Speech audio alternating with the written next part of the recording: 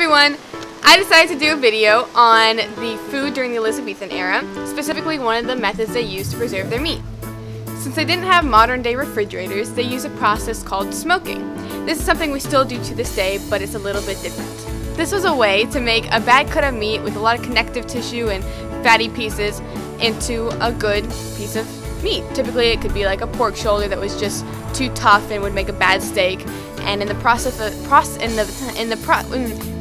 of smoking this meat, it would end up being very tender and flavorful. In order to use this process, back then they would take the meat and they would bury it 3 feet underground in a bed of hot coals.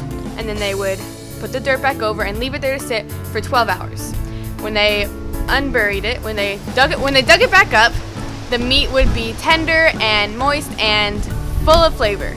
The smoking process made a bad cut of meat tender, but they also relied heavily on the importing of spices, which they acquired from all over the world, and they used a lot of this on a variety of different meals to increase the flavor and make a great dish. 500 years later, we're still using this method, but now we call it barbecue. Like pulled pork, which has a lot of connective tissue and fat, but 12 hours later makes a great slice of meat.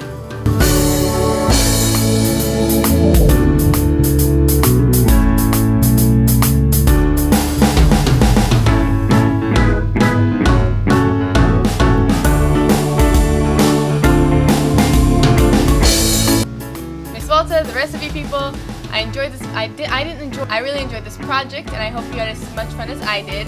Although you're not getting pulled pork. I'll see y'all in class tomorrow or today, because we're in class watching it today. Bye. Oh, thumbs up. And go. Let me my cookie.